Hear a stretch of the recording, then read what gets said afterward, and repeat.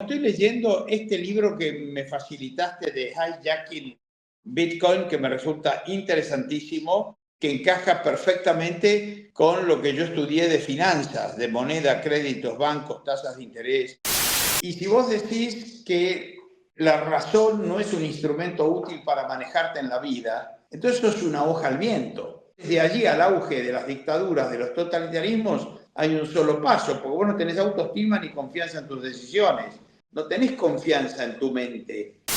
Si no tenés la religión, ¿qué te queda? Te queda la mente. Usar la mente tiene su complejidad, porque son abstracciones, no te enseñan mucho a usarla y encima te dicen que la razón no sirve. En ese contexto, ¿qué es lo que te queda? ¿Te queda el refugio de la religión o si no evadir la realidad con las drogas y el alcohol? El auge de las drogas y el alcohol es eso. No hay almuerzo gratis.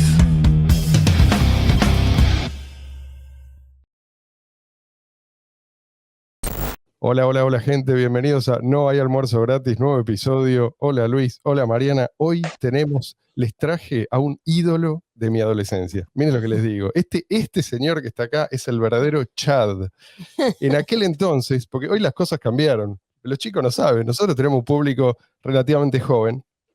Era difícil encontrar un tipo que dijera orgulloso, yo soy liberal, digo públicamente, ¿no? Era uno de los pocos que se animaban a aparecer en medios masivos con un discurso frontalmente antiestatista.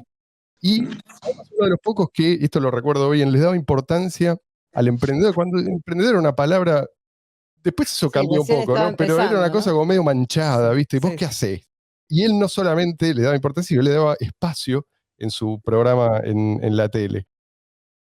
Es economista, fundó y es exdirector de Junior Achievement Argentina, fundador y presidente de la Fundación para la Responsabilidad Intelectual. Es un lujo contar con tu presencia, lo que sabe este hombre de historia. Ya vamos a sacarle provecho, ya van a ver. Él me preguntó de qué vamos a hablar, no importa, vos tranquilo porque todo.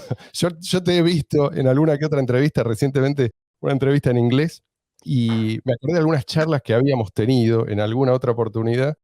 Y realmente disfruté cada momento. Quería reproducir esto y mostrarle a la gente también, a ver si comparten mi opinión acerca de esto. Bueno, después de semejante presentación, espero que mi memoria no falle. Muchachos, un placer, gracias por la invitación y encantado de participar en el programa. Voy a hacer un breve anuncio y arrancamos. Ya están agotadas las entradas para la conferencia de Bitcoin Cash, así que a los que van a venir les digo, pronto nos vamos a ver, vamos a hacer historia. Yo digo que somos padres fundadores. ¿Qué es lo que tienen en común los padres fundadores en general? Que no esperan que vengan a resolverle los problemas, ¿no? Los tipos dicen, vamos a reunirnos, no vamos a esperar a las instituciones, vamos a cambiar las instituciones. Así que a propósito de esto, Eduardo, vos vas a ser uno de los oradores. No quiero presionarte, pero solamente me interesaba saber si ya sabes de qué vas a hablar o vas a improvisar, ¿cómo es la cosa? No, estoy leyendo este libro que me facilitaste de Hijacking Bitcoin, que me resulta interesantísimo y muy afín a todas las ideas y que yo defiendo y al mismo tiempo que encaja perfectamente con lo que yo estudié de finanzas, de moneda, créditos, bancos, tasas de interés. Está muy alineado. El tema es, leí hasta ahora 3 capítulos, me voy programando para leer 2 o 3 por día. Hay algún temita que se me escapa todavía que no termino de entender, que es más técnico y que les voy a preguntar a ustedes cuando los vea, pero en general da la impresión de realmente algo extraordinario, medianamente frustrado en parte, que ustedes están intentando recuperar por una trama bastante siniestra, lo que daría lugar para una serie de Netflix en capítulos para ir mostrando cómo se produjo la toma del Bitcoin, pero sería interesante tratar de darle un final feliz a esto, ¿no? Y para eso lo que hay que tratar de ver es qué es lo que hay que hacer para que derrotar a los villanos de la película y finalmente que este Bitcoin Cash salga adelante como la moneda del mundo. Lograr eso no debe ser sencillo y seguramente requiere una estrategia de lo más sofisticada. Ojalá que todos esos temas se toquen en el Congreso. Yo voy a tratar de entender y hacer mi aporte con la perspectiva que puedo tener con mis años de experiencia en la docencia, en temas de filosofía, de historia, tratar de interpretar y hacerles preguntas a ustedes para ayudarlos a pensar la estrategia, ¿no? Creo que ese puede ser mi granito de arena. Excelente. Ahí estaremos contigo. No veo la hora. Menos mal que para- falta poco ya. Para aprender y también para compartir experiencias. Decadencia argentina. Este es un tema, obviamente, interés para todos nosotros y creo que es un tema que a vos también te interesa. ¿En qué momento vos pensás o qué momento puede decirse que empieza o que se acelera, ¿no?, la decadencia de este país? Y por otro lado, esto relacionado con esta pregunta, ¿qué libros recomendás? Hace poco me preguntaron, ¿no?, un amigo europeo que quería entender libros, pero desde una perspectiva liberal en el sentido, ¿no?, europeo.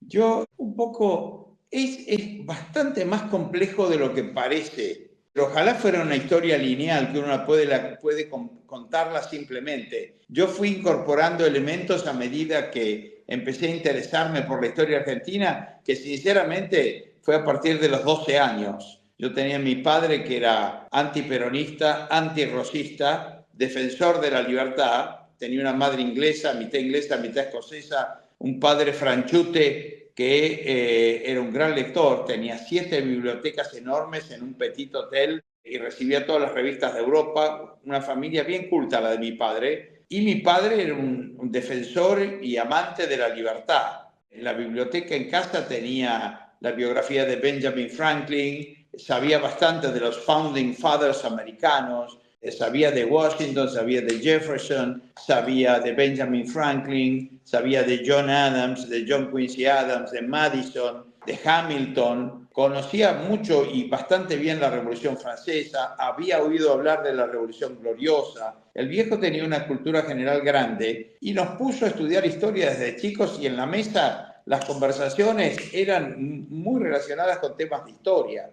Entonces, desde chico aprendimos historia conversando con él, que además era un gran profesor. Entonces, cuando yo a los 16, 17 años escuché a Ernesto San Martino, que era un radical, que hablaba en contra de Balbín y era antirrosista y antiperonista, el famoso intelectual del aluvión zoológico en la Cámara de Diputados, que acusó a los peronistas de constituir un aluvión zoológico, se le fueron encima para golpearlo, iba calzado, el tipo tiró un tiro al techo, se escapó por la puerta de atrás del Congreso y se fue a Uruguay para que no lo liquidaran. Ese era Ernesto San Martino. Después, en tiempos más calmos, organizó un partidito que se llamaba Movimiento de Unión y Reorganización Radical, que era la continuación de la visión de alvearista del radicalismo. Tenía un economista que era un hombre brillante que se llamaba Eugenio Matoc. Era profesor de contabilidad pública de la Universidad de Buenos Aires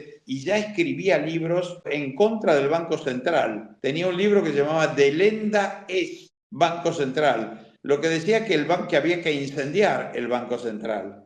Yo lo escuché por radio, me fui a verlo a la Avenida de Mayo, donde estaba el local de ese partido, y después en una fiesta me encontré con Alejandro Chafuén, que iba al San Andrés, yo iba al Nacional Buenos Aires, y comentamos que el único lugar que había para enseñanza de temas liberales, porque en esa época eran todos fachos o comunistas, era el Centro de Estudios sobre la Libertad de don Alberto Venegas Lynch, que sacaba libros y los vendía en la facultad, en la Cámara Argentina de Comercio, en un localcito de 2x2. Este centro de estudios había sido fundado siguiendo las enseñanzas de Leonard Reed, que era el presidente de la Cámara de Comercio de los Estados Unidos, que había organizado una fundación en los Estados Unidos para recuperar los valores liberales y combatir la política del New Deal de Roosevelt y el intervencionismo en los Estados Unidos, que era creciente. Y organizó la Foundation for Economic Education como una forma de editar una revista que se llamaba The Freeman y poder sacar artículos en defensa de la libertad. Perdón, te comento algo. Vos sabés que Roger Ver, el que escribió el libro que vos leíste, donó allí por los primeros años de Bitcoin $1 millón a la FEE, a la Foundation for Economic Education. Mirá qué increíble. ¿Por qué? Porque él, a través de esa fundación, se hizo libertario, digamos, y sentía mucha gratitud y le expresó de esa manera. Les pidió a ellos, en su momento les dijo, les recomendó, no les pidió, les recomendó que los guardaran, ¿sí? Que en ese momento cada Bitcoin valía, qué sé yo, $2, $3, cosas así. Les dijo, guárdenlo, mi recomendación es que lo guarden. Bueno, lo gastaron.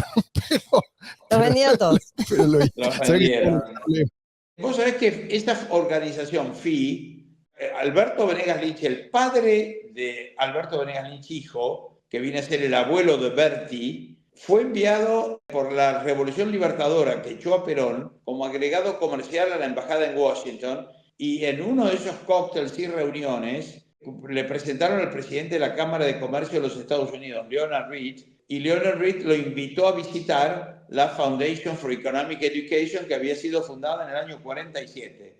Cuando Venegas Lynch vuelve al país, crea en Buenos Aires el Centro de Estudios sobre la Libertad, con amigos conservadores y liberales, edita la revista de Freeman en español, que la llama Ideas sobre la Libertad, y algunos de los libros que ya estaba editando la Foundation for Economic Education, libros de Ludwig von Mises, que había ya identificado Leonard Reed en Estados Unidos y lo había invitado después de la guerra o durante la guerra. Ya los austríacos escapaban, los liberales, muchos de ellos eran judíos, se escapaban de Austria y se iban a vivir a Francia o a Inglaterra, algunos a Estados Unidos, justamente invitados por Leonard Reed. Y Ludwig von Mises, Reed le consigue una cátedra en la Universidad de Nueva York y organiza un doctorado con él como visiting professor en Austrian Economics. Y justamente el doctorado lo dictaba mitad en alemán, mitad en inglés.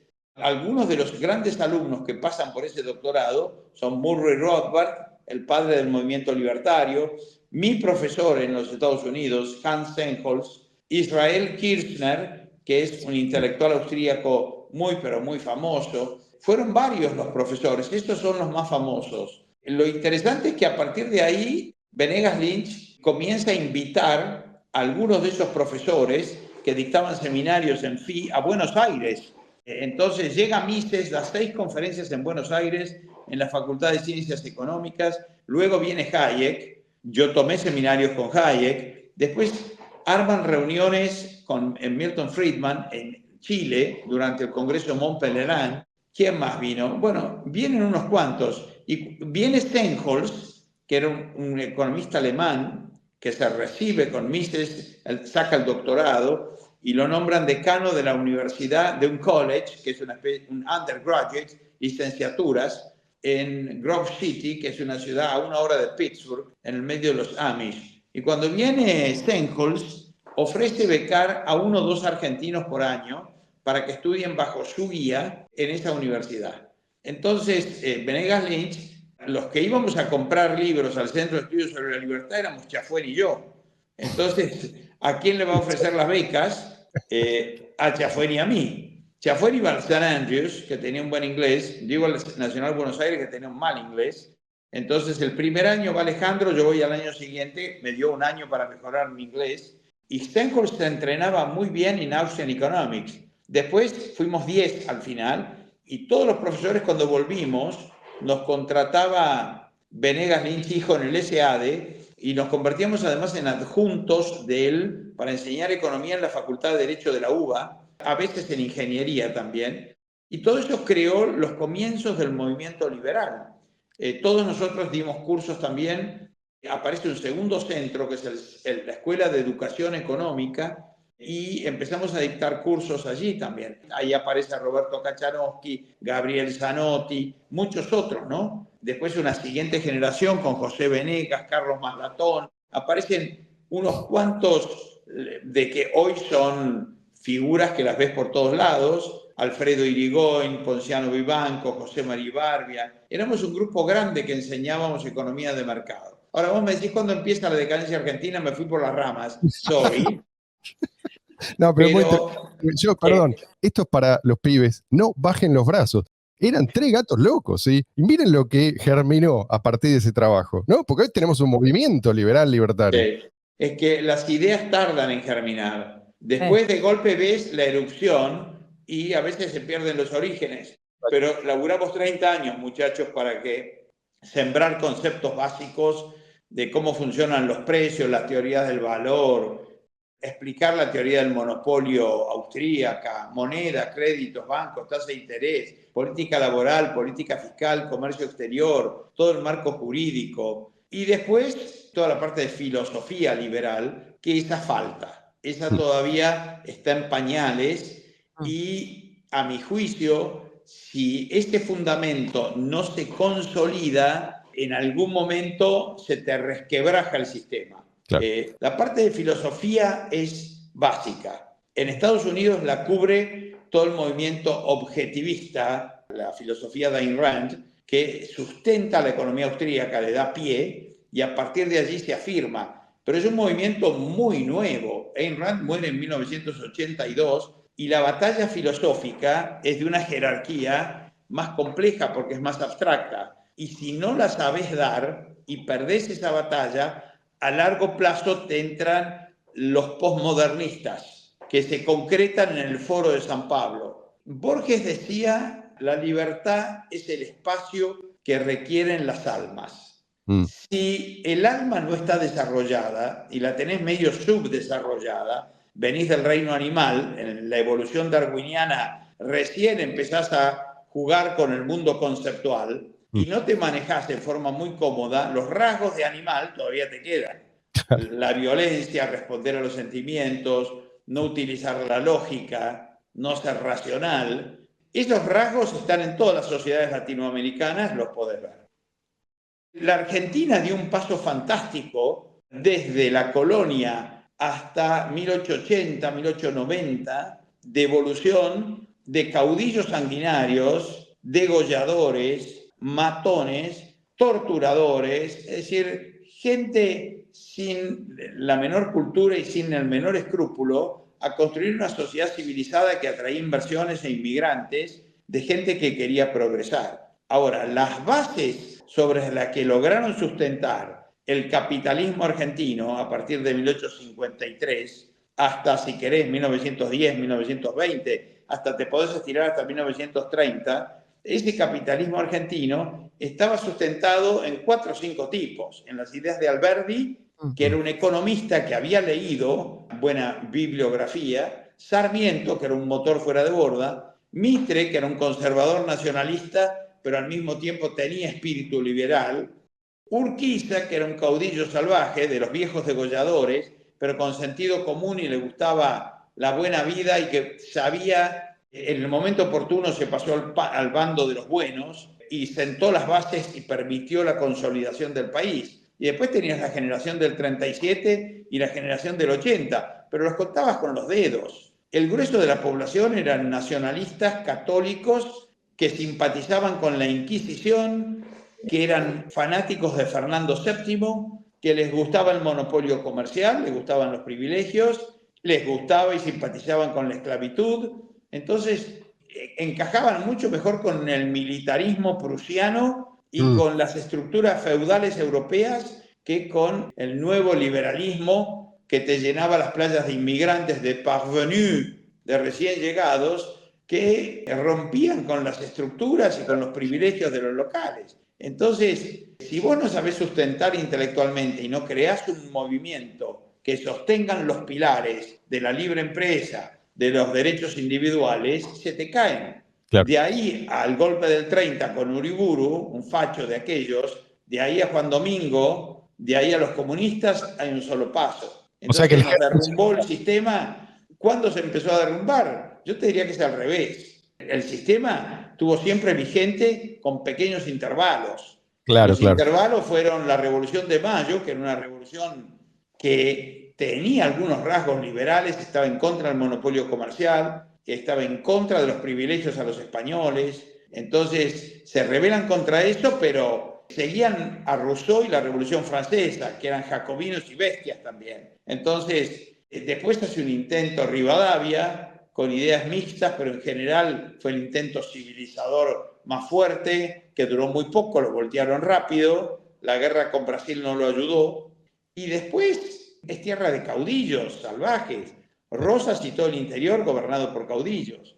Después tenés caseros y tenés un grupo que empieza a ejercer influencia sobre la política argentina y que les hace firmar una constitución liberal redactada por Alberdi, que había estudiado varias constituciones, y a partir de allí, después de la debacle del rosismo y del caudillismo en el interior del país, se le permite al país ensayar reglas liberales por un periodo, pero eso se sostiene con el látigo de Sarmiento, con Roca, con Avellaneda, y en el medio repletos de revoluciones y hostilidades. Es decir, el interregno liberal duró poco, hizo milagros obviamente, el poco tiempo que estuvo, pero la norma no era el liberalismo, la norma era el salvajismo. Y Claro. la prueba está que en el 30 vuelven los milicos y siguen, porque la revolución libertadora lo echa Perón, pero las ideas siguen ahí con Onganía y con Lanuse y con Galtieri y con todos los milicos nacionalistas fascistas. Entonces, recién ahora, y gracias un poco a los Venegas Lynch, padre e hijo, gracias a Mario Silverberg, a Enrique Loncana, Norberto Carca, que empiezan a sembrar ideas liberales, y un poco nuestro laburo, que somos sus discípulos, en la Facultad de Derecho, en el Centro de Estudios sobre la Libertad, en todos los seminarios que dictamos en el interior del país. Yo organicé seminarios que los bauticé ¿Por qué no ensayar la libertad? Y los llevé a todas las provincias. ¿Quiénes dictaban esos seminarios? Todos los graduados de Grove City, todos los becarios del Centro de Estudios sobre la Libertad. Hay 10 fundaciones que fueron creadas durante ese periodo por los profesores que vinimos de Grove City, dábamos clase en Derecho y empezamos a enseñar. Y después cada uno siguió su rumbo, qué sé yo. Hoy tenés los liberales católicos, el mismo Alberto Venegas Lynch, Gabriel Zanotti, Alejandro Chafuen. Tenés los austríacos agnósticos como Roberto Kachanowski, Juan Carlos Kachanowski. Después tenés los ateos liberales como yo y objetivistas que seguimos los lineamientos de Ayn Rand en general y todo lo que sea la escuela objetivista, que ya está muy, pero muy desarrollada. Pero digamos, muchos de estos movimientos son nuevos, recién empiezan a aparecer. Javier es un poco producto, fíjate que es un poco producto de estas ideas y de estos movimientos. Él la conoce a Rosa Peltz, seguramente sabés eso, la editora y a Freddy Kaufman, los editores de los libros de Ayn Rand. Grito sagrado. Lo tuvieron ahí. Después, a Freddy es extraordinario. Después se vincula con Alberto Venegas Lynch, que le da todas sus obras. Ahí capta Javier gran parte del pensamiento liberal, porque él venía de la econometría. Le costaba entender el razonamiento, el pensamiento austríaco. Un tipo inteligentísimo, captura todo rápido y enseguida se dio cuenta y enseguida cambió de postura y empezó a defender las ideas liberales con la vehemencia que lo suele hacer. Pero digamos... Te llevo de vuelta a la historia, pero hay una parte que a mí me interesa particularmente y creo que, digamos, es una experiencia que no mucha gente tuvo. La gente se olvida de que acá en Argentina hubo grupos armados decididos a tomar el poder y a instaurar una dictadura comunista. Acá. ¿Cómo vivió un joven liberal en ese contexto? Bueno, yo cuando estaba en el secundario, en primer año, en sexto año estaba Firmenich, Abal Medina y Ramos. Lo que vos leías era... Vos tenías acá todo el nacionalismo católico, se refugiaba en la acción católica. Todo este movimiento prusiano, profacho, eran religiosos y en general había una gran afinidad entre la iglesia y el fascismo argentino. Entonces, con la caída de Hitler y de Mussolini, se tienen que reciclar. Y la acción católica en general, que eran tacuaras, empiezan a revisar sus premisas y en lugar de socialistas nacionales, el nacionalsocialismo, se vuelcan al socialismo internacionalista en lugar de nacionalista. Entonces, poco a poco van mudando sus estrategias y para eso contribuye mucho todo el movimiento postmodernista. Cuando los pronósticos de Marx empiezan a verse fallidos, es decir, que los países centrales no primen a los periféricos y que dentro de los países centrales se produce un proceso de acumulación de capital que permite que los burgueses y proletarios cada vez vivan mejor y que la Unión Soviética en lugar de convertirse en el paraíso del proletario, se va convirtiendo, se empiezan a identificar los gulags, se ven las matanzas de Lenin y de Stalin. Entonces, los marxistas tienen que reinvertirse. Y eso es lo que hace todo el movimiento francés con Foucault, con Derrida, con Lyotard. En general empiezan a revisar las premisas de cómo se reinventan, porque no iban a aceptar la posibilidad de que el capitalismo te sacara adelante, era muy odiado. Y por otro lado, todo el movimiento alemán, que venía de la época del feudalismo, inaugurado en Francia por Rousseau y seguido por Kant en Alemania, y después por Hegel, por Marx, y después Heidegger y Nietzsche, Feyerabend y Fichte. Son muchos los filósofos alemanes que sientan las bases de la razón humana nos sirve, de alguna manera tenemos que guiarnos por sentimientos, y el mundo donde no impera la razón tiene que imperar la fuerza, y por lo tanto la fuerza debe ser cultivada para tener sociedades que puedan dominar el mundo. La idea de suma cero, yo gano, vos perdés, se trata de dominios y colonias. Toda esa idea que desarrolló el fascismo la reconvierte internacionalmente el comunismo. Entonces, cuando yo estoy en primer año, en sexto año, está Firmenich, Valmedina y Ramos, que cuando terminábamos al mediodía el colegio nos venían a buscar y nos llevaban a las charlas del padre Mujica, que estaba a la vuelta del colegio. Y el padre Mujica te hablaba de la Revolución Francesa.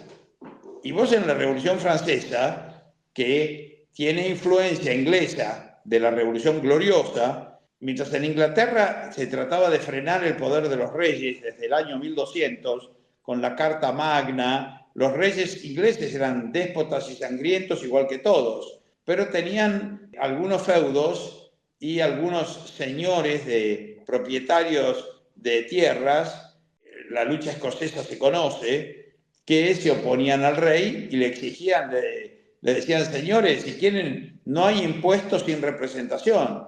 Entonces, en 1688, con la influencia de John Locke, que escribe un libro de los dos tratados y otro libro sobre la tolerancia, dice, señores, el rey no gobierna en nombre de Dios. Dejemos a Dios al lado, el rey es un hombre y puede convertirse al despotismo. Señores, tengo que lamentablemente interrumpir un minuto. ¿Podemos? Porque Sí, me acaban de traer a mi perrito y lo tengo que ir a buscar si no se queda en la calle. Un minuto y vuelvo. ¿Puedo? Sí, claro. Sí, por supuesto. Gracias.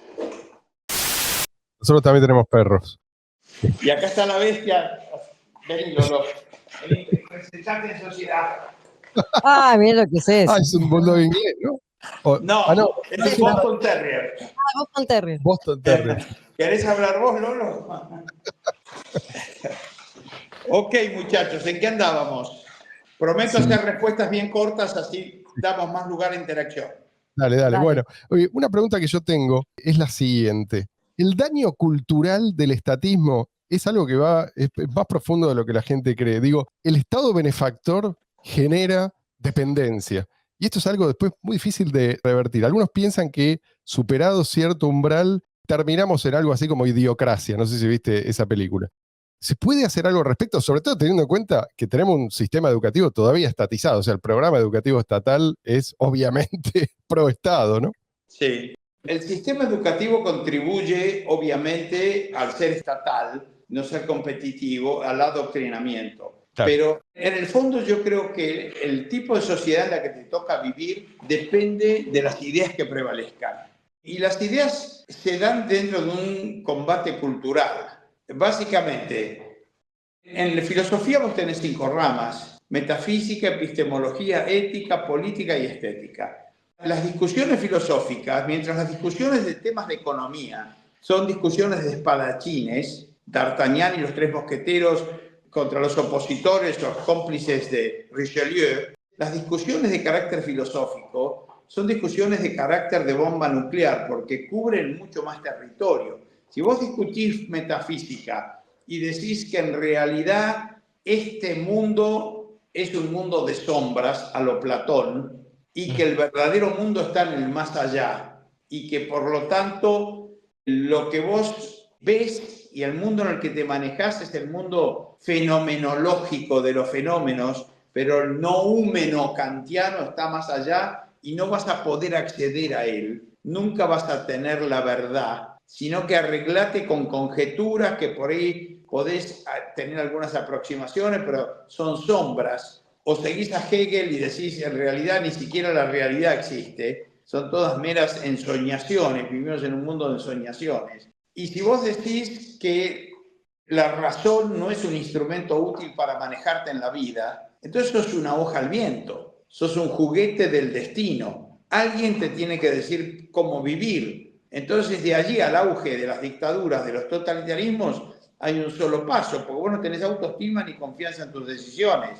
El libre albedrío pasa a ser una utopía para vos. No tenés confianza en tu mente. Entonces te convertís en un zángano donde te refugiás en la religión y el misticismo para tener alguna salida o en mandamientos que te digan cómo comportarte, pero confiar en tu razón para que vos deduzcas, para que vos pienses, para que vos a partir de allí digas, bueno, vamos a vivir de cierta forma, eso no lo lográs. Entonces, el laburo de fondo es un laburo educativo donde el método educativo, a mi juicio, tiene que ser más estilo Montessori, en competencia, donde las escuelas disputen a los alumnos ofreciéndoles programas innovativos que te enseñen a pensar, que te den confianza en su proceso de toma de decisiones, que no le tengas que estar preguntando al vecino cómo pensar o cómo actuar. Entonces, este trabajo es duro, porque el aprendizaje lo vas logrando en el mercado, lo vas logrando en la calle y lo vas logrando asimilando ciertos principios. Las sociedades más prósperas son sociedades donde la gente ya asimiló el método lógico, entiende desde el punto de vista ético la importancia de la honestidad, que si afanás, robás, dañás tu autoestima y que eso no sirve. Más allá de las consecuencias que te cortan la mano, te cortaban la mano durante muchos años, o te torturaban, ibas en cana, o te fusilaban o te ahorcaban. Más allá de todo eso, la gente comprende que el robo no es un buen camino y que vos tenés que tener propósito en la vida, sentido de productividad, y que eso desarrolla tu autoestima, tu confianza y que tenés mayores probabilidades de vivir una vida feliz. Entonces, todo eso tenés que armarlo en un paquete congruente. Cuando yo les pregunto a los chicos, les doy una charla que se llama Aladino y cómo alcanzar tus sueños. Entonces, yo les pregunto, bueno, si ustedes aparecen en el mundo, ¿cuáles son las primeras preguntas que se harían? Los chicos te dicen, muchos te dicen, no sé, o te dicen, ¿para qué estoy aquí? Y la respuesta a eso es, bueno, ¿para qué estás aquí? ¿Para qué está el león aquí? Para respirar el aire de la sabana, para parearse con unas cuantas hembras, para masticarle el cuello al ñu, seguir su naturaleza. ¿Para qué estás aquí vos? Para vivir tu vida de sapiens. Y tu vida de sapiens requiere la utilización de la razón, mirar la realidad, por más penosa que te resulte, analizarla. La naturaleza, para poder ser comandada, debe ser obedecida. Tenés que tener propósito. A Ayn Rand le preguntaban cuál es el hombre, el símbolo de la inmoralidad en un hombre. Y ella contestaba, a man without a purpose. Un hombre sin un propósito. Entrás en una espiral reversiva, tratás de destruir el mundo. Tenés que tener propósitos y alcance en la vida. Tenés que entender que en política el principio que debe regir es el del contrato, el de la seducción. Vos me haces sentir bien, yo te hago sentir bien, y no el de la violación. Vos no me haces sentir bien, yo te hago sentir mal. Es decir, una sociedad de sapiens se maneja con la razón, no con la fuerza. Y el tipo que se comporta como un animal y ataca, viola, roba, mata, comete fraude, lo enjaulás como a los animales, porque no puede convivir con el sapiens. Entonces, todos esos conceptos cuesta que la gente los asimile, que entiendan el rol de la estética como un reflejo de tu mundo conceptual. Ahí no es precisamente donde entra la religión, porque yo tengo la impresión, coincido con vos, digamos, este es el punto de vista randiano, pero también es cierto que cuando la gente abandona la religión no necesariamente, digamos, abraza la razón. A veces se abraza a cosas aún peores. Sí. Todo vacío tiende a ser llenado. La mente es como una probeta con 3 entradas, ¿viste? Tiende a igualar. Si vos dejás eso abierto, y no entra agua, bueno, algo va a entrar. La gente necesita tener una filosofía de vida, necesita tener una visión coherente de la realidad. Y si eso lo podés desarrollar a través del metodológico, entonces te formulás las preguntas al estilo de los diálogos socráticos, Platón, Aristóteles luego, y un poco los grandes pensadores de la humanidad, y te preguntás dónde estoy, qué leyes rigen el universo, después te preguntás quién soy y cómo funciono, y a partir de ahí te preguntás cómo debo actuar. Y en base a esas tres preguntas, metafísica, epistemología y ética, sacás un código de conducta, de valores que vos tenés que seguir. Esos valores o los deducís racionalmente o te entran por ósmosis. Si nadie se tomó la molestia de tratar de entender, en base a la observación darwiniana de la realidad, cómo funciona un sapiens, entonces no tenés esos valores ni esos principios y por lo tanto no sabes cómo actuar. Allí es donde aparecen las religiones, suplen el vacío y te dan mandamientos. Te dice, obedece. Y te ponen la zanahoria, te dicen, acá tenés el paraíso y allí tenés el infierno. No obedeces, te quemo en llamas eternas. Entonces te ponen la coima allí. Entonces te echan culpa encima. Cuando nacés ya te bautizan y te dicen, porque venís con pecado original. ¿Yo qué hice? Te bautizan y te dicen, un tipo pagó por vos. ¿Y quién me preguntó a mí si yo quiero que otro pague mis deudas y mis pecados? Por ello quiero asumir mis pecados. Si cometí alguno, tal vez no cometí ninguno. Entonces, si vos no tenés ese basamento filosófico, lo tenés que llenar con algo. Y ese algo, la religión te lo provee, porque la religión te da un mito histórico que viene de 2000 años, te da una narrativa, te da principios éticos que no los justifican, no te explica ninguno, pero te dice obedece esto y además te da reglas de premios y castigos. Entonces te marca un poco eso que vos decís. Si no tenés la religión, ¿qué te queda? Te queda la mente.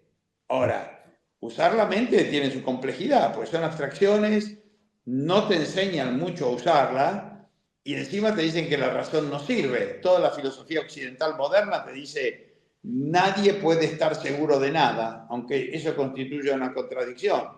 Entonces, en ese contexto, finalmente, ¿qué es lo que te queda? ¿Te queda el refugio de la religión o si no evadir la realidad con las drogas y el alcohol?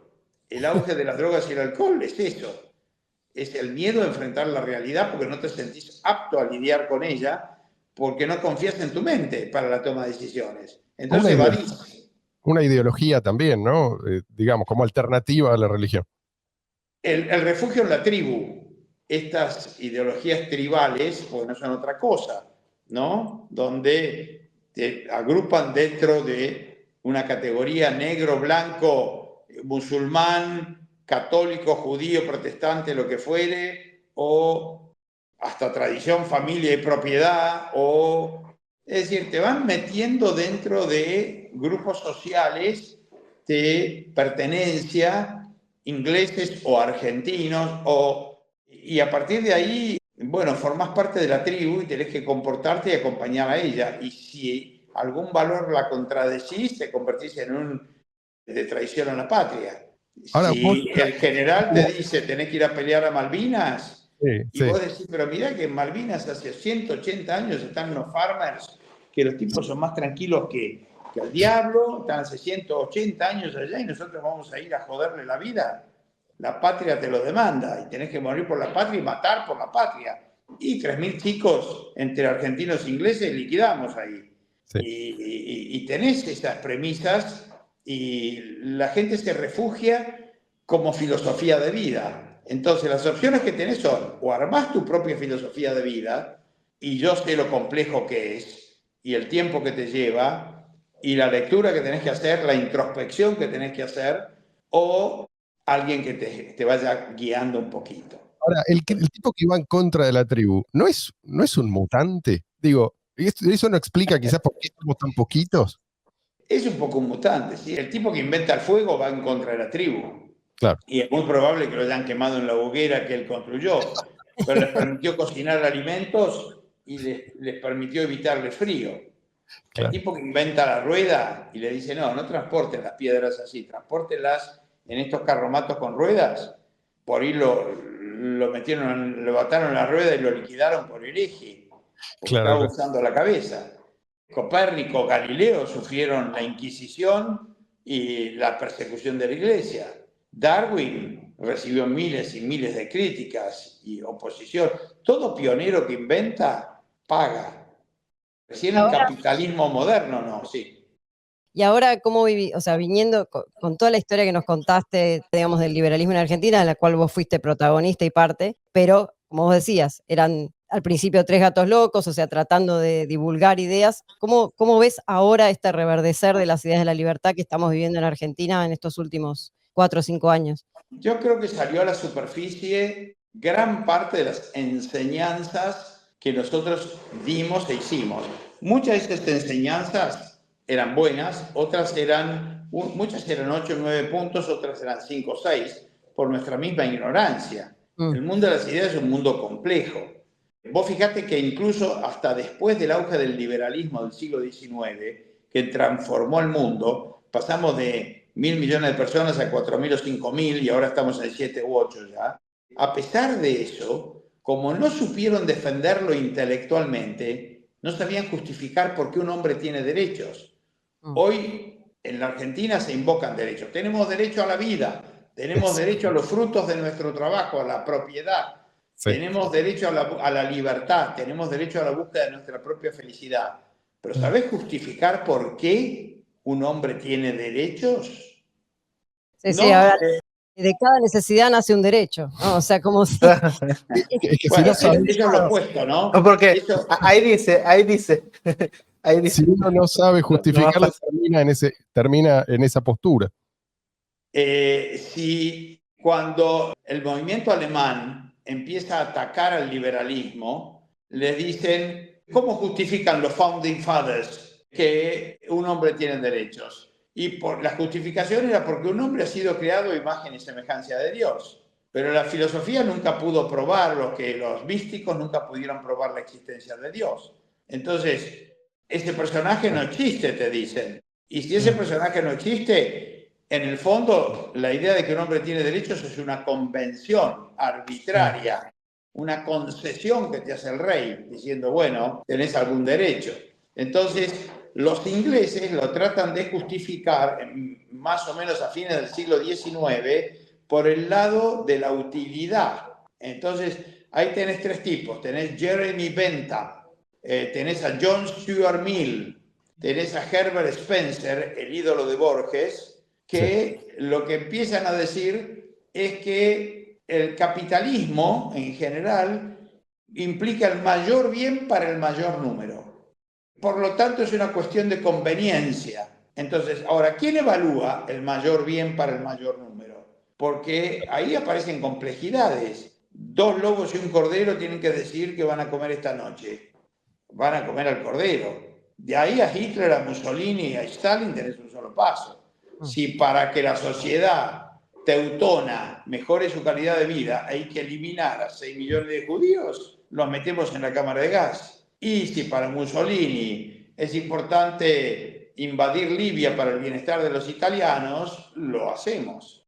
Y si hay que matar al zar y a su familia y expropiar a los burgueses, lo hacemos. Y si Fidel Castro sostiene que a todos los pequeños negocios y la industria privada tiene que ser estatizada, lo hacemos. ¿Por qué? Porque la necesidad crea derechos, porque la sociedad en su conjunto, la tribu, requiere el sacrificio de algunos pocos y vos no podés ser tan egoísta de oponerte a ello. Entonces, si hay que sacrificar en el altar de los sacrificios algunas víctimas para el bienestar general, como hacían los aztecas, como hacían mayas y muchos otros, que son 4 o 5 personas para el beneficio, para el bien general. Entonces, la idea del individualismo es un fenómeno moderno de 100, 150 años, 200 años.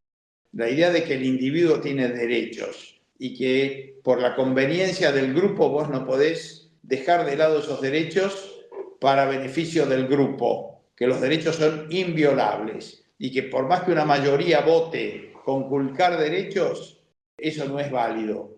Para eso está la Corte Suprema, para declarar inválido.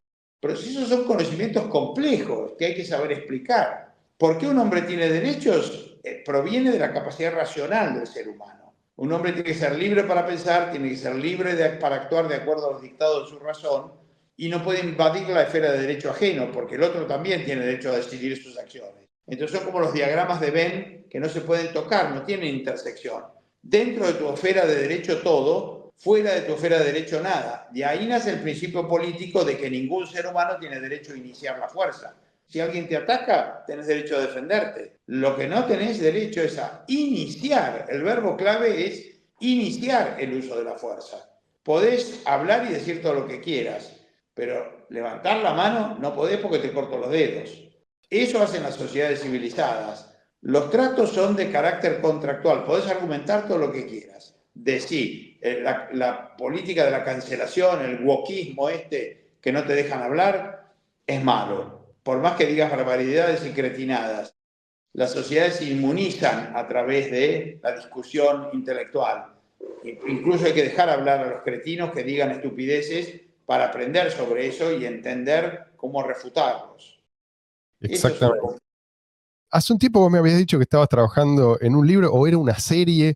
Recordame, ¿en qué quedó eso? No, la batalla cultural es lo que a mí más me divierte. Hoy estoy dando clases en la facultad nuevamente, me divierte, tengo mis alumnitos con los que discuto y me entretengo y practico. Armé un curso digital de economía de mercado de 60 videos que me resulta muy lindo, pero quiero armar una plataforma de streaming donde incluya no solamente videos que pueden subir en YouTube de este estilo, ¿no es cierto?, o en una página web, sino quiero hacer vivos donde transmita temas periodísticos de actualidad que me diviertan y a eso le quiero agregar series, documentales, interpretaciones históricas. Quiero hacer una serie sobre los crímenes de la Mazorca en Buenos Aires.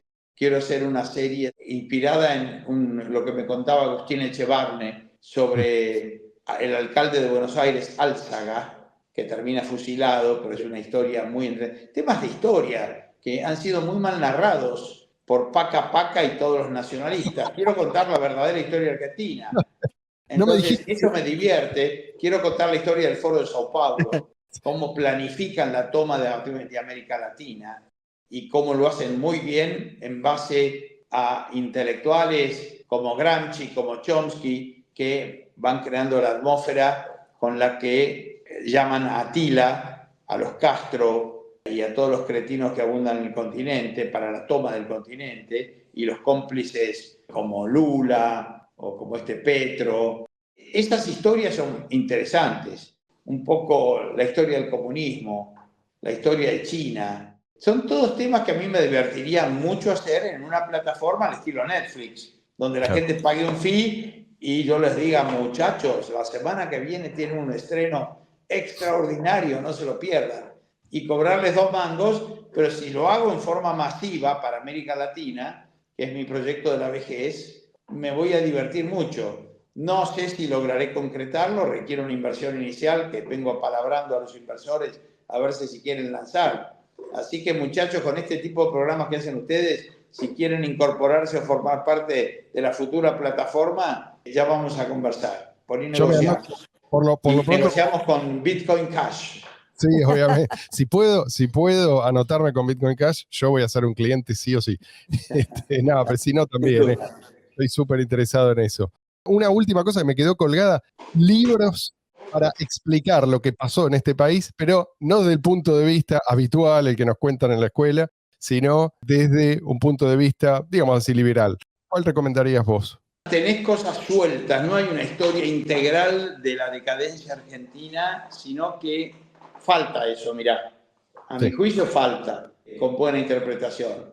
Es bien reciente, ¿viste? Los argumentos filosóficos. Tenés los libros de García Hamilton, que te explican los 3 o 4 que son muy buenos. Cuyano Alborotador, La vida de Sarmiento. Don José, La vida de San Martín. O tenés El autoritarismo y la improductividad. Tenés el libro de Armando Rivas, Argentina, un milagro de la historia. Entonces ahí tenés buenas interpretaciones de Don Armando. Tenés un libro de Caprile que se llama La libertad crucificada, de Alberto J.B. Caprile, que es muy bueno. Tenés toda la colección de libros de Alberto Venegas Linchijo, que en distintos temas va tocando. Tenés toda la colección de ideas sobre la libertad, que van tocando distintos temas relacionados con lo que ha sido la decadencia argentina. Pero la gran decadencia argentina se inicia en la década del 30, y allí se sustenta todas las creencias de la Argentina moderna, peronista, fascista, comunista. Ahí aparece con Uriburu y todo el grupo de generalatos prusianos, pro-nazis. Acordate que en el Luna Park se hace el acto nazi más grande de América Latina y uno de los más grandes del mundo. Y eso está sustentado en las ideas de Acción Católica y de todo el grupo nacionalista católico pro-prusiano. Creían que Alemania iba a ganar la guerra y todos se nutrían de Lenin y se nutrían de Mussolini. Es decir, eran todos fans de Mussolini. Ahí aparece el Banco Central, ¿no? 1935, aparece la Ley de Impuestos a las Ganancias de 1933, aparece la Junta Nacional de Granos, la Junta Nacional de Carnes, se interviene el mercado cambiario, se estatizan los ferrocarriles, se estatizan un montón de compañías importantes. Y los ideólogos, ahí tenés a Scalabrini Ortiz, y tenés a Cook, y tenés a Raúl Prebisch, el desastre de la CEPAL, tenés a Galeano con las venas abiertas de América Latina, tenés a Aldo Ferrer, vivir con lo nuestro. Es decir, los intelectuales eran todos de izquierda, no había uno que entendiera el ABC de cómo funciona el mundo. ¿Alguna vez pensaste en emigrar? Sí, obviamente. A mí me encantan los Estados Unidos, me encanta Brasil, tengo mis primos en Suiza, pero siempre pude viajar bastante. Y además, dar la batalla en tu terruño es muy divertido. Lo que tenés que encontrar la manera de hacer guita, y aislarte un poco de... Acá se vive muy bien en la Argentina. La Pampa es divertida, la Patagonia también, pero tenés que juntar unos mangos, tarea nada difícil, nada fácil, porque tenés que evitar a los saqueadores. Claro. Pero estás lejos de las guerras, estás lejos de las bombas nucleares, tenés el norte que es divertidísimo, tenés lindos viñedos, tenés montañas, podés esquiar, pasear por los lagos, estás cómoda, ¿viste? Tenés tus asaditos. Da gusto. La calidez argentina no deja de ser, la amistad argentina es fuerte. Entonces, claro, tenés que salir a respirar cada tanto, porque si no te ahoga la bestialidad también que impera en el país. Entonces, salir a tomarte tus recreos, y para eso tenés que tener el bolsillo un poco forrado, ingeniártela para ganar un poco de guita, tarea nada sencilla, porque el Estado te saca el 50%. Pero si te las ingeniás, vivís bien acá. Irse, ¿no? Ahora con todo lo que está pasando acá, digo, está bueno. A vos que te gusta divertirte, ahora estamos bastante divertidos. Digo, en la batalla recién arranca. Hay que ver si el león y el peludo se las ingenia para lograr poner esto en marcha. Yo creo que ha aprendido el liberalismo, no está del todo asentado. Es un tipo con un sense of life muy adecuado. Es noble, yo creo que su espíritu es muy noble, y yo creo que es valiente, tiene unos huevos de oro, y que va a intentar a toda costa sacarnos el peso del Estado a los argentinos, bajando impuestos, reduciendo el gasto público, él dice al 25-30% del PBI, estando hoy en el 50%, sacando regulaciones, haciéndonos la vida más grata. Me gusta Sturzenegger, me gusta Javier, no comparto lo de la Fuerza del Cielo, ni comparto cuando hace pandán con Laje y Márquez, a quienes quiero mucho también, pero yo soy más progre en ese sentido. A mí me gusta que dejen a la gente en paz y que las dejen a las mujeres tomar decisiones sobre su cuerpo, si quieren seguir con su cuerpo o no, con sus embarazos. Tienen tiempo 2 o 3 meses para tomar esa decisión, y no considero que estén asesinando a nadie. Yo soy mucho más tolerante con la homosexualidad, me parece que es un tema de cada uno, y que no voy a andar calificando ni hinchando las bolitas de la gente como se quiera comportar. Yo creo en las sociedades tolerantes, donde respetamos a cada individuo y su toma de decisiones en la medida que no joda a los demás, en la medida que no se meta con los demás, ni trate de saquearlo o hincharlo. Entonces, en ese sentido, yo creo que uno no puede tener, en la política es muy compleja, uno no puede tener el gobierno exacto que uno quiera. Yo creo que así como el turco nos dio 10 años de modernización del país y mejoramos nuestra calidad de vida, tenemos muy buenas chances de que en los próximos 8 años, si gana una reelección, cambie el país. Entonces, yo tengo 71 años, cuando me pude haber ido a los 20 a 25 no me fui, pero tengo oportunidad, yo hago 10 viajes por año al exterior. Entonces voy 2 o 3 veces por año a Estados Unidos, 3 o 4 veces a Brasil, 1 o 2 veces a Europa, un poco por laburo, un poco porque me las ingenio, sin ser rico me he dado una buena vida, entonces disfruto la Argentina también. Me gustan los demás. Además, es un poco la lucha por lo propio, ¿no? Yo abandonar los desafíos, yo soy medio terco, ¿viste? Martí viene de Marte, el dios de la guerra. Me encanta guerrear, lo llevo en la sangre. Entonces pelear bolches, pelear fachos, no es algo que me disgusta. Ya en el colegio, tengo entrenamiento del colegio de facultad, desde los 12 años peleo y me voy a morir peleando, así que tengo que aprender a disfrutarlo sí o sí. No me imagino lo que debe haber sido vivir en el Nacional Buenos Aires con tu cabeza, ¿no? Sí. Con tu cabeza y tus conocimientos, porque es No los tenía. Leía una revista que se llamaba El Burgués, que sacaba Roberto Aycorbe, que era un conservador liberal muy inteligente, tuvo que emigrar del país porque los peronistas de los Montos lo asesinaban, si no, sacó varios libros muy buenos, El mito peronista, otro libro que se llama Revolución y Decadencia. Roberto Aycorbe, un patriota, no sé qué fue de su vida, creo que emigró a Australia y después no se supo más, creo que ya murió. Pero sí eran épocas, pero yo siempre me refugié en mi familia era Disneyland, gente muy buena, muy culta, que ganaban guita, nos llevaban, terminaban las clases, nos llevaban a Europa y nos dejaban 2 meses paseando por ahí. Nunca fueron ricos, siempre gastaron toda la plata que ganaban en viaje con sus hijos. Nos dejaron patrimonio a cada uno, nos dejaron patrimonio de la educación, de una buena educación. Pero yo he vivido una buena vida y espero que todavía me queden 20 años más, porque si no voy a reclamar al cielo porque tengo mucho que hacer todavía. Vos Pero la pasé bien. sos un estudioso, además sos un luchador y te ha tocado vivir tiempos que es mucho más duros que esto. Digo, para la gente que no sabe, la Argentina de los años de plomo, como le dicen, la gente se olvida, ¿no? de lo que fue eso. ¿Algún mensaje final para nuestros oyentes, muchos de los cuales tendrán entre 20 y 30 años y por ahí leyeron acerca de esto, pero no están tan familiarizados? Yo creo que la principal misión que tenemos es tratar de ser felices. Y para eso tenés que construir y armar tu vida. ¿Viste? Vos tenés que ser el arquitecto de tu propia vida. Para eso tenés que leer bastante, tenés que hacer introspección, tenés que conocerte, tenés que fijarte propósitos en la vida, tenés que tener mentores, gente que puedas admirar. Tu grupo de cercano de amigos y de gente tiene que ser gente buena, gente inteligente, gente que te nutra, que te acompañe en la vida de manera que te sientas acompañado, ¿no es cierto? Tenés que cuidar tu cuerpo con una buena alimentación, tenés que hacer ejercicio y deportes, tenés que recrear tu alma con arte, tenés que escuchar música y aprender a disfrutarla, leer buenos libros, leer de vez en cuando un poema, tenés que sentir amor en la vida y tener lindos romances, buenos e importantes, un gran amor en la vida y vivirlo con intensidad, tenés que sufrir, parte del sufrimiento es parte del entretenimiento, los dramas pasionales, entender que si no te va bien aquí, tal vez mañana te vaya bien por otro lado, que el mundo sigue, y es parte que el día que te vayas al tacho digas, bueno, I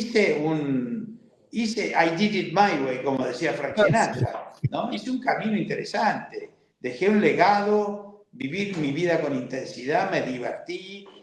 Estas vidas grises, sin coraje, sin tomar decisiones, sin hacer nada. Para eso tenés que trabajarte un poco, ¿viste? Tenés que pensar, tenés que hacer cosas, tenés que tomar riesgos, tolerar bien los fracasos.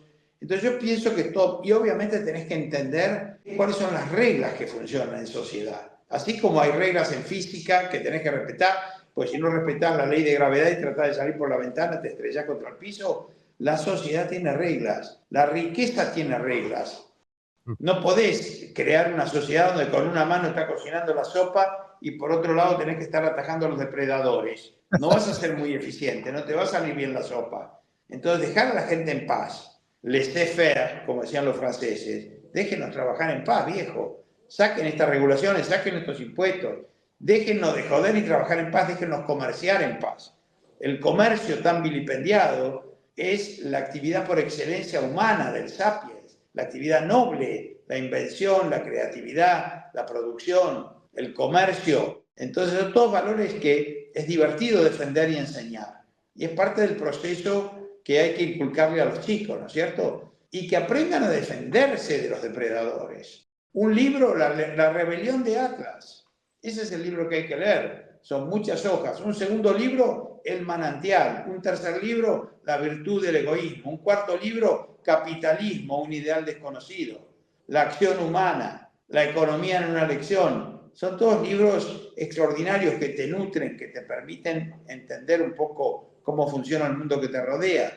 Las conferencias de Keith Lockitch sobre física, cómo funciona el universo, así entendés el ABC, qué son esos agujeros negros.